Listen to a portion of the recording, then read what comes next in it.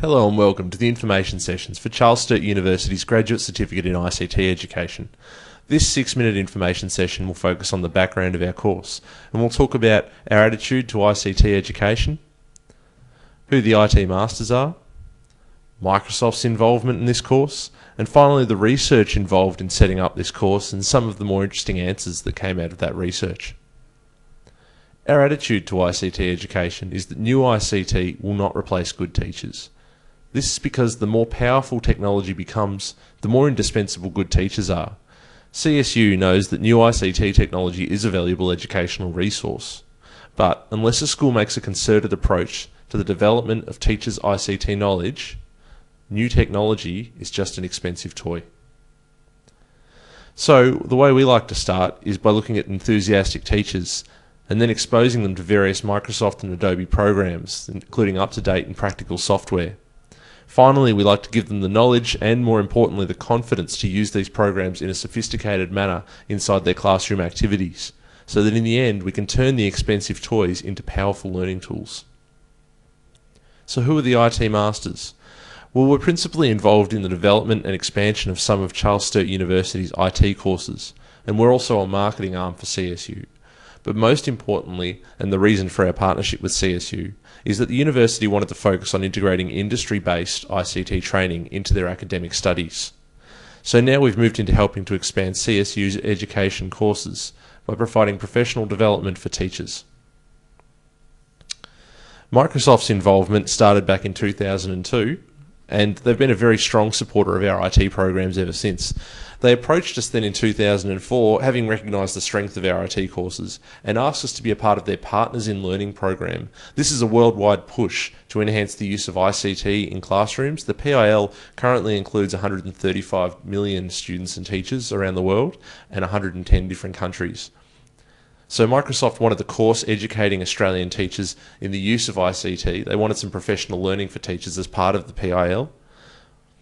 But a lot of research needed to be conducted before this sort of a course could happen. This is because, as many teachers are aware, schools and governments have experienced a few difficulties over the years in trying to improve general IT knowledge in classrooms.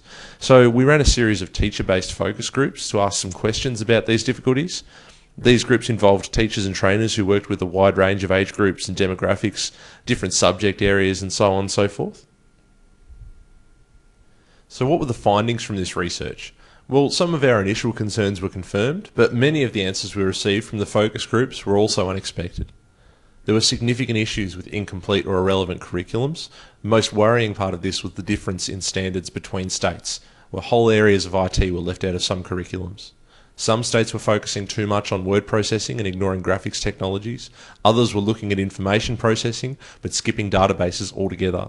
And there were also issues with relevancy. Virtually all schools' IT teachers and technicians were able to give us examples of material which was just out of date and no longer relevant, but was still included in the curriculum, and so it was still being taught. There were also problems with school investments in that they were often too skewed towards new hardware rather than teacher training. The positive aspect of this is that at least both public and private teaching systems were making significant investments. We're talking tens or even hundreds of millions of dollars into lifting IT education across all subjects. And Microsoft tell us that we're not the only country in the world doing this. Many other developed countries are also putting this sort of money into their ICT training at the moment. But like the rest of the world, our investment is often ad hoc and it's got limited effectiveness. There's a lot of money being spent on hardware and software and new networks for schools. It's probably not enough being spent on professional development. We also found that teachers were, of course, incredibly motivated to learn, enthusiastic about ICT, but they need opportunities. Many teachers were looking for real ways to integrate technology into everyday curriculum in the classroom, but they said they just didn't have the knowledge, the skills, or the support required to do this. They heard or saw other teachers doing it a lot of the time, and they saw the potential and they wanted that for their own classroom, but they just felt they didn't have the skills. And finally, many teachers confessed that they were not being financially rewarded for further study. They're still eager, of course.